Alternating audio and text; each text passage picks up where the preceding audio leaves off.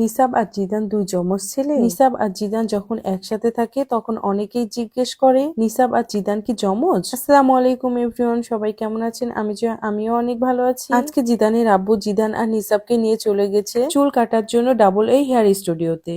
Zidane তো বরাবরই এখান থেকে চুল কাটে, কারণ এখানকার সার্ভিসটা অনেক ভালো। আর তারা জিদানকে অনেক সময় দিয়ে আর গল্প করে করে চুলগুলো কেটে দেয়, তাতে করে জিদান আর বিরক্ত হয় না। আজকে তো জিদানের সাথে আমার ভাসুরের ছেলে নিসাব বাবুও চুল কাটতে গিয়েছে, আর ওরা তো নিসাব আর জিদানকে দেখে জিজ্ঞেস করছিল নিসাব আর জিদান যমজ নাকি। কিন্তু না, নিসাব হলো আমার ভাসুরের ছেলে। এই কথা ওই ভাইয়াদেরকে জিদানের আব্বু বলাতে বিশ্বাসই করছিল না। যাই হোক, এখানকার ভাইয়াগুলো কিন্তু ছোট বাচ্চাদের চুল সময় নিয়ে আস্তে ধীরে কাটে, মানে বাচ্চাদেরও হেয়ার স্টাইলটা অনেক সুন্দর করে। মাশাআল্লাহ, দেখতেই তো পাচ্ছেন জিদানকে কত সুন্দরভাবে চুল কেটে দিয়েছে। আর এইবার জিদান চুল কাটতে যেয়ে ভাইয়াদেরকে বলে যে আমাকে মেসির মতো করে চুল কেটে দিতে হবে। মানে আমার জিদান মেসির যে কি বড় ভক্ত, মানে সারাক্ষণ শুধু মেসি আর মেসি। আমার জিদানের চুল কাটা হওয়ার পরে সে ছুটে চলে গেছে নিসাবের কাছে, আর নিসাবকে যেয়ে বলছে দেখ আমি আজকে মেসির মতো চুল কেটেছি। আপনাদের সুবিধার্থে ডাবল এ হেয়ার স্টুডিও লোকেশনটা বলে দিই। এই স্টুডিওটা হচ্ছে রাজশাহী আলুপট্টির মোড়, ইসলামী ব্যাংকের অপোজিটে।